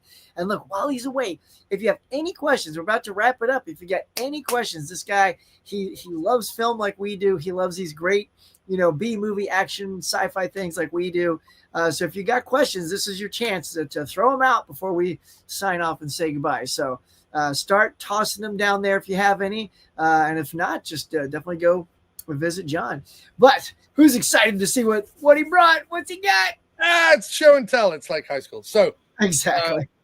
As I was saying, the people behind the scenes at PM have been absolutely lovely and opened their stories to me and opened their hearts and everything. It's been really wonderful. But especially Jacobson Hart, also known as Joe Hart, incredibly generously sent me a bunch of these PM Entertainment promotional one sheets. I love those.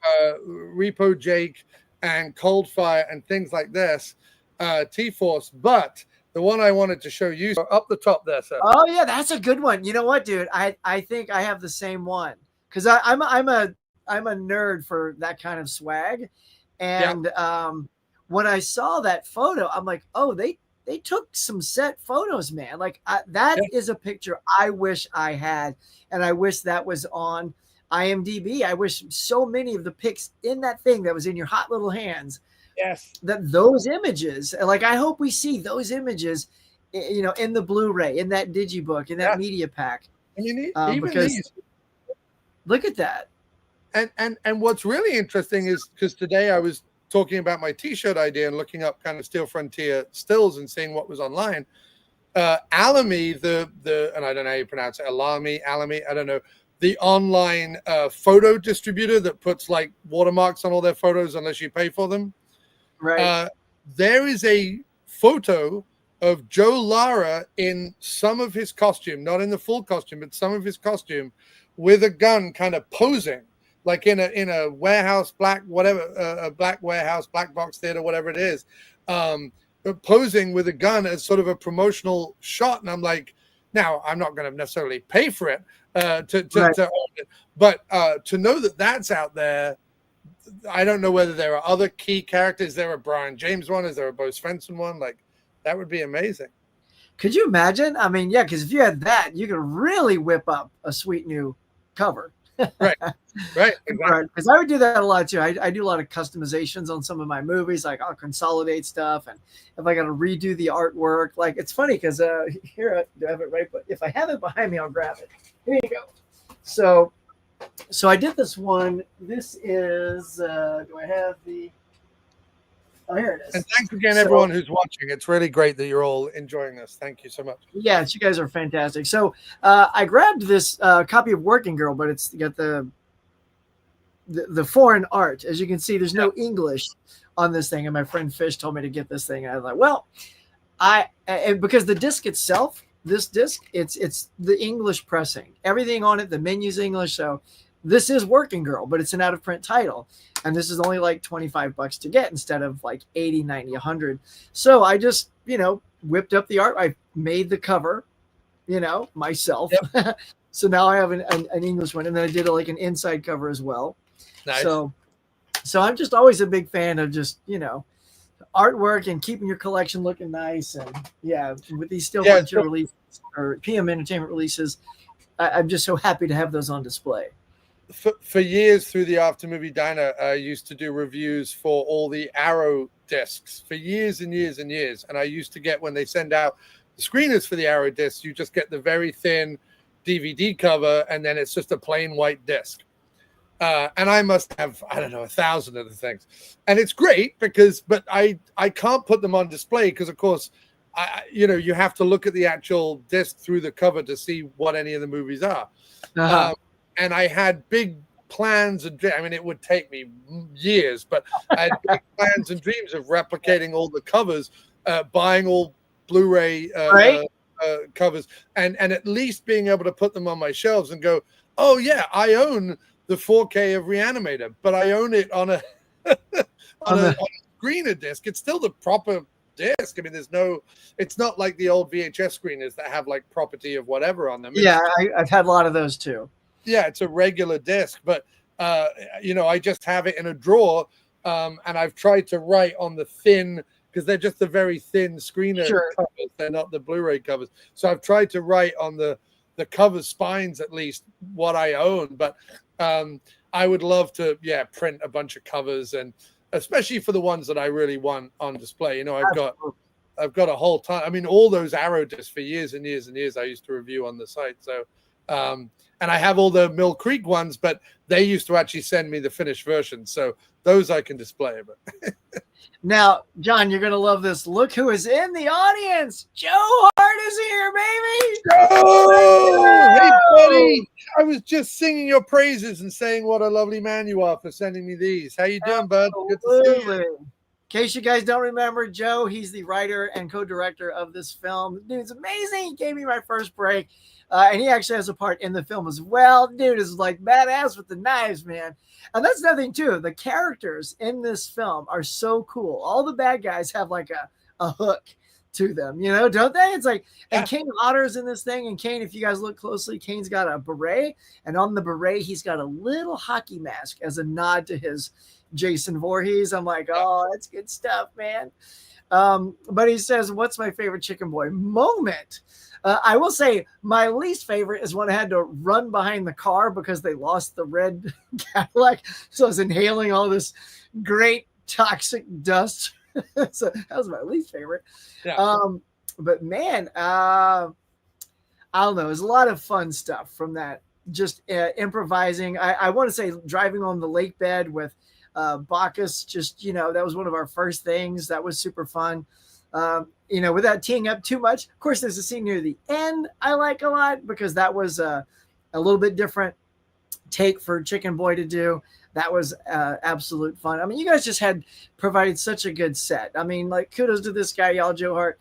Like, they gave us such an atmosphere to play in and to really use our talents, along with theirs. And it didn't slow anything down. You're talking about, that guy had one take to get, that shot. I mean, I can't recall, I think the most I had with anything was maybe 2 takes. And the reason for that might have been because for whatever reason, sometimes Jim Cody Williams would just kind of create his own dialogue. And luckily my character just sort of repeats what he says. So I would just ignore the script and listen.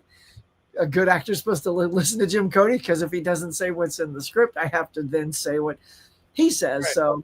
So some of that, it was all just a set filled with opportunity. And yeah, it was all good, man. I have the best costume. You have the best. I did. Look, and we talk about that on Jon's podcast. And I'm not going to tell it here. I want you, if you want to know what it was like putting that costume together, look at this thing. Oh, where did I put it? Oh, here it is. So if you want to know what it was like creating a costume like that, go listen to his podcast and you'll see how we came about. And it was what a fascinating experience putting that together. Oh, yeah. So yeah, that was my faves, Joe. I'm so glad you're here, Joe. Keith from 207 says, amazing one. She's totally jelly. Yeah, man, I'm telling you. Look at this guy. E.T. Entertainment. PM for life. Of course, PM for life. Yes. Proud PM for life, people. Die hard PM. Love that. Look at that. My buddy Michael Hubbard's here saying, hey, awesome.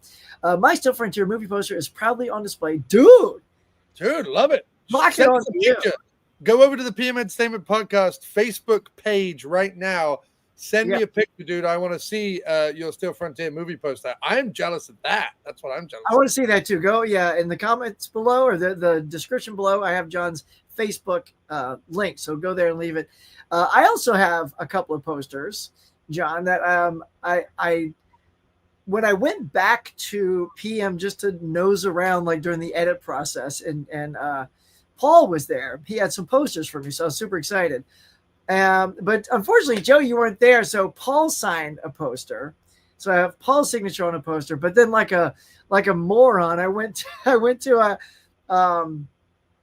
a convention to see Kane Hodder, and Kane signed one, but it was one of the other posters. So I wanted to start collecting everybody on one poster. It would have been great.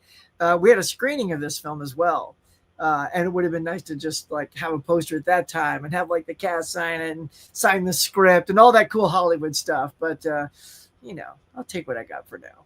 Well, that's what's nice when we get the high def version, when we get the Blu-ray version, it'll be good enough that if you have a local theater in your area and you want to, rent out a theater for a party or whatever, a lot of these, like my local independent theater that I have in my small town in Connecticut does party rentals or whatever, and you want to get a few mates together and screen a Steel Frontier on the big screen, you can do that.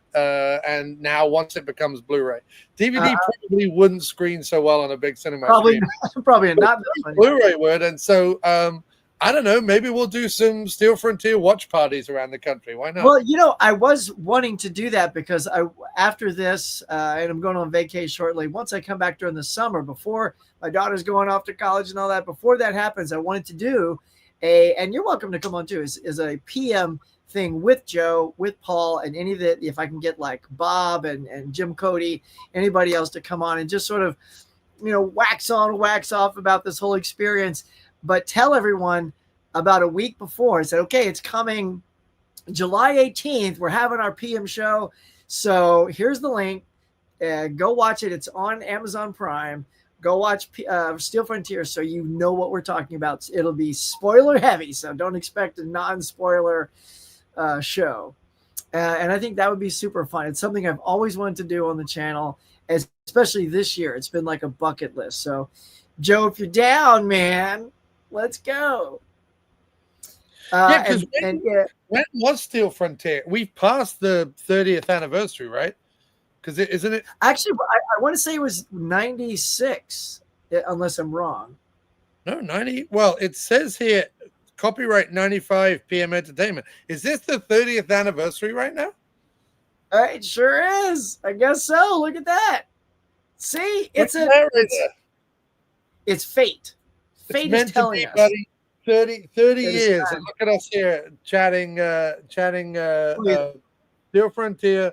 We got Joe on the line. We got Huck right here. And we're going to be, and if you listen to my podcast, we talked to Paul, we talked to Rick. It's 30 years of Steel Frontier, man. You got to be proud. You got to be happy about that. I'm proud to, if that's my one and done, I can't tell you how great of an experience it was. So E.T.'s asking about the screening. Look, it was my first one. It was super exciting. And the best moment, Joe, and I've said this before, is when the movie opens and the credits are coming up. By the way, the credits even look cool. They're sort of like these gradient gold to brown. Like you said, it's all sort of fire colors and brown and dust and all that. And the fonts are reminiscent. The font looks like it's on fire. And I know that was a calculated choice. And as they came up, the three names on the screen at the same time was Brian Huckabee, Jim Cody Williams, and Robert O'Reilly. We got our credit on. I was like, I couldn't be more stoked. Like, I love both those guys. Like, meeting them on there, we became friends and just sharing. It was like the perfect screen credit. So I was like, oh, I'm already in a good mood. And then just watching the whole thing unfold, and it was just this, big, action-packed extravaganza with great characters and watching everybody do their thing. It was just delightful. I love watching Joe too, man. I rewatched some of this, and watching that knife work was so cool. Trivia: most of the villains were named after streets around PM Studio. No way! I love this. Green Street, Deacon, Evermore. No, dude, but not Chicken Boy. No, that's too one of a kind, baby. Can't. In fact, they should name a street after Chicken Boy. Chicken Boy Drive, Avenue, Boulevard. So where was the PM Studio in Los Angeles then? Yeah, I don't remember the specific locale. Joe, you could weigh in on that, but I love that. I love that you took that from. Well, now we have to look up all those streets on Google Maps and be like, I'm gonna go. I'll go drive in there and do a little screenshot in front of each one. Yeah, cool trivia. Surprised I didn't name one Peoria. Says Steel Frontier. Love Steel Frontier. Yeah, Joe, you did great on that, man. Like I said, I hope y'all are feeling the love about all this stuff and how much we just dig this studio and Joe and Paul and then Pepin Well, and I all mean, the people. for, It's for my amazing. for my money, Joe wrote the best, and I'm not just saying this because he's on here. I've said it before on the show. Joe wrote the best run of PM films. He's Chicken Boy. That's great. But he did. Joe wrote. When you think of what the films that Joe wrote, when people are doing, like you asked me earlier, like a PM top 10 kind of thing, so many of Joe's are in that list. So they were in Sunland. That's right. Yeah, Sunland, man. Should do like a lot of people like to do like visit sets. Like here's the Back to the Future where they think was parked. One day if I got some time, you should pick your brain and find out where some of these things were and do a little PM shop around. That'd be pretty fun. The one that would probably be the most iconic is the skyscraper that they use kind of over and over again. I think there's that one big glass skyscraper that they shot from damn near every possible angle, whether it's from the sky or whether it's down below, whether it's lit. A lot of I think in Hologram Man, they use it as sort of the big scary corporation kind of RoboCop style. And, it's all lit with blues and, they're all shot at nighttime. And then in Rage, it's this big, downtown LA skyscraper. So that'd probably be the one to go to. I think they even use it as the, where in Rage, you've got Kenneth Tiger, who was in a ton of PM stuff. He's the little jobbing reporter in the movie Rage.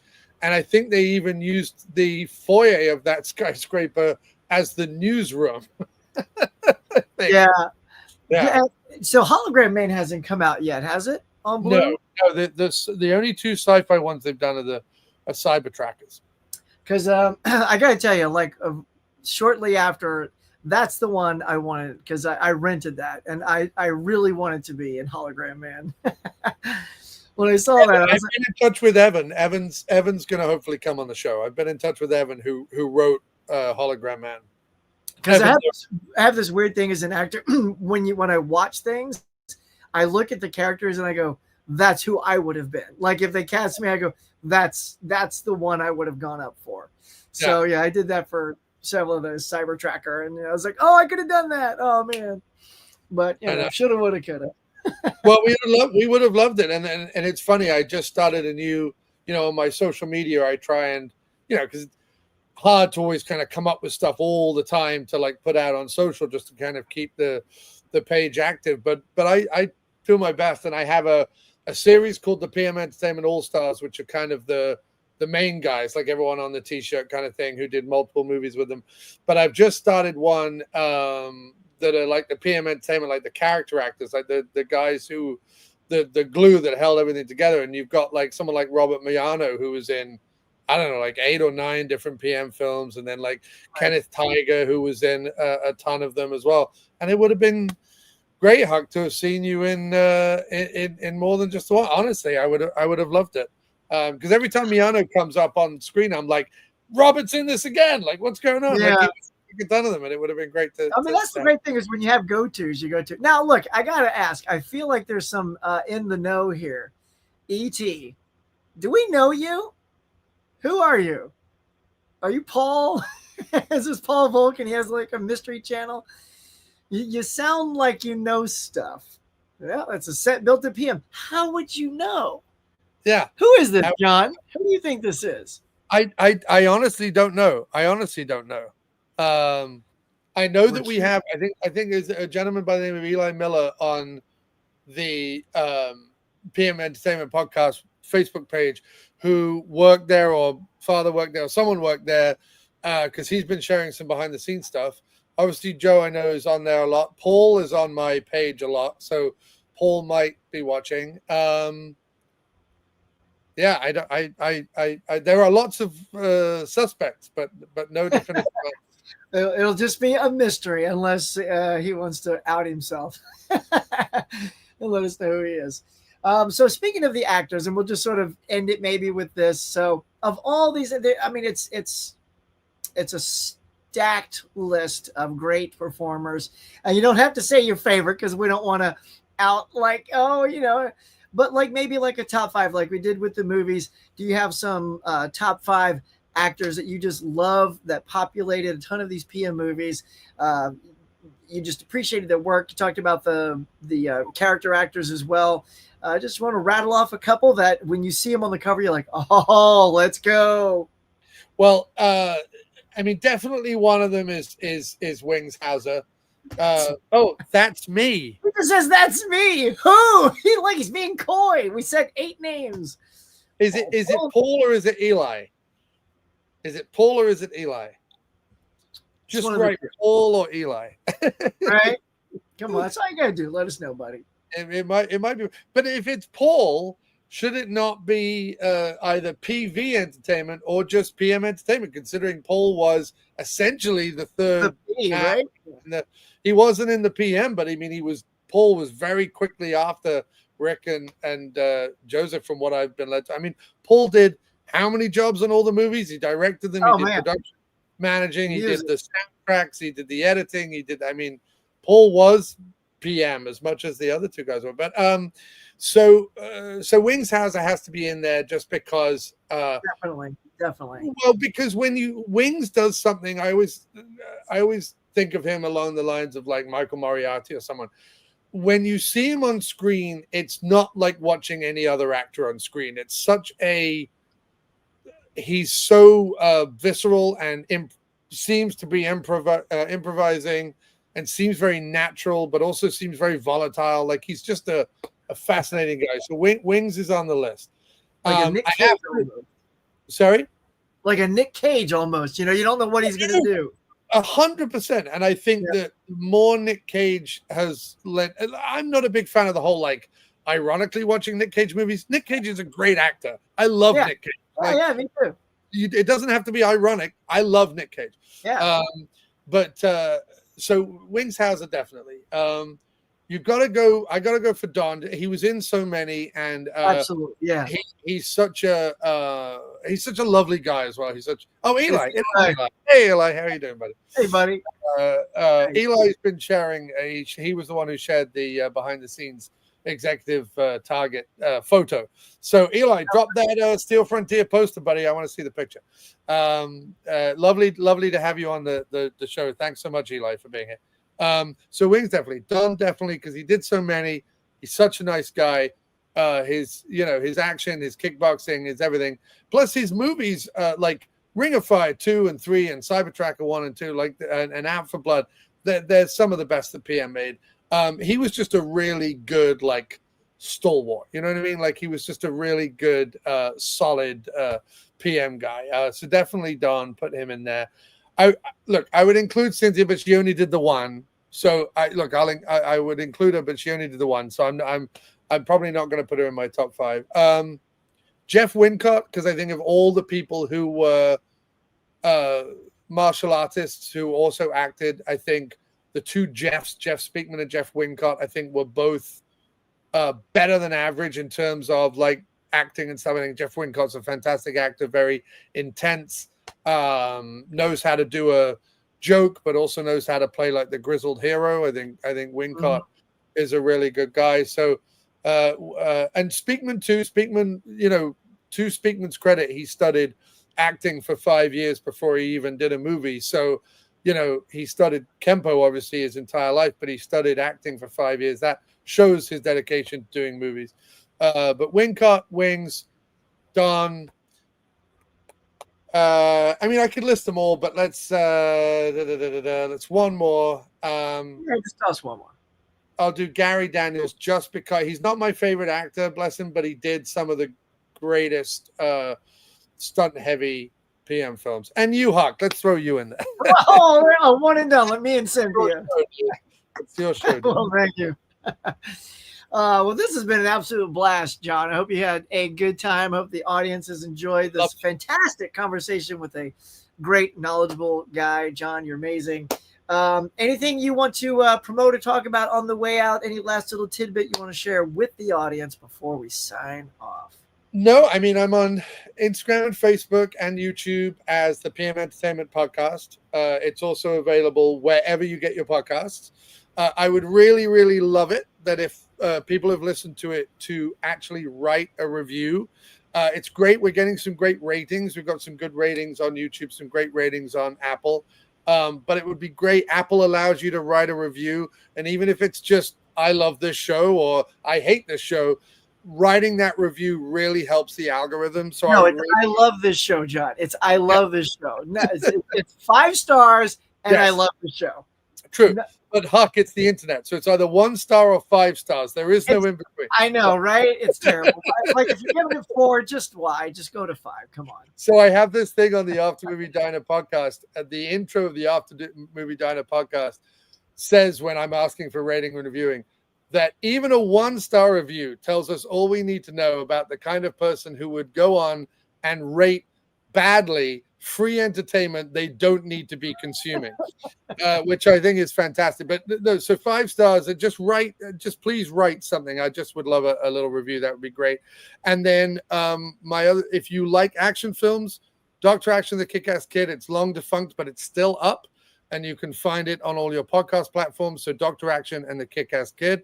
Go listen. We do a lot of, it's like Mystery Science Theater meets 2 very rude English people. Sounds great, right up my alley. Meets B-movie action. So it's Derek and Clive is the British. Pete and Dud did a characters called Derek and Clive where they just swore all the time. So it's kind of like Derek and Clive meets Mystery Science Theater meets PM Entertainment. So go listen to those. And then lastly, aftermoviediner.com, which is the central hub for everything that I do.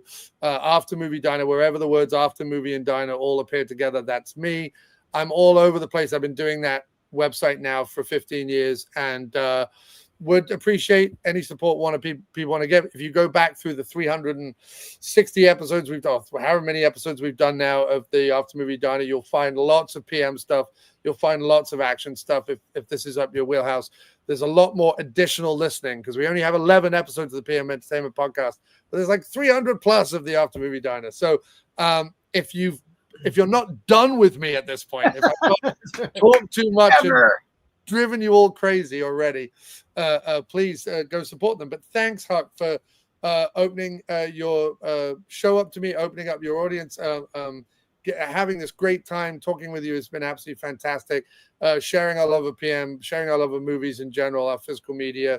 Keep doing what you're doing. I love watching your show. I watch it all the time. Your 52-week challenge, your physical media pickups. I love it all, man. Keep it going. It's fantastic. And just thanks again for the opportunity. This was tons of fun. Oh, absolutely, Jon. Thank you. And remember, too, we were talking about these PM movies coming out. Make sure you go visit Focus Media and BrotherBelial.com. Those are all in the thing below if you want to go look for some of these titles and add them to your collection. And Terra-Vision.com for the city lights. Sorry. Yes. And Jon and I, stick around when we sign off because I'm going to get some of these from you and add those to the thing. And cool. I'm going to say, before we sign off, I'm in the mood. I got to see a PM. Should I just go with our kicky girl? And since this is coming up, watch some Cynthia Rothrock tonight. What do you think? Yes, definitely, man. It's such a great movie. All the action scenes in Guardian Angel, I feel, are different than almost all the others. There's a great bar fight. There's a horse chase, and I can't think of another apart from there's a horse chase, and then it ends with a speedboat chase. So it's PM doing stuff a little different. Awesome, guys. Well, everybody, let's see one more look at the audience to see if anything has come. Let's see. Jeff is here. Yep. Good evening, dude. You missed a great show. It was so good, Jeff. Go back and watch it. Por favor. Say, Gary. Love this show. Love you, Joe Hart. Great conversations, fellas. Thanks for sharing. Look for Shot in the Heart. Yeah, Shot to the Heart. Did it say Shot in the Heart? It's probably Shot to the Heart.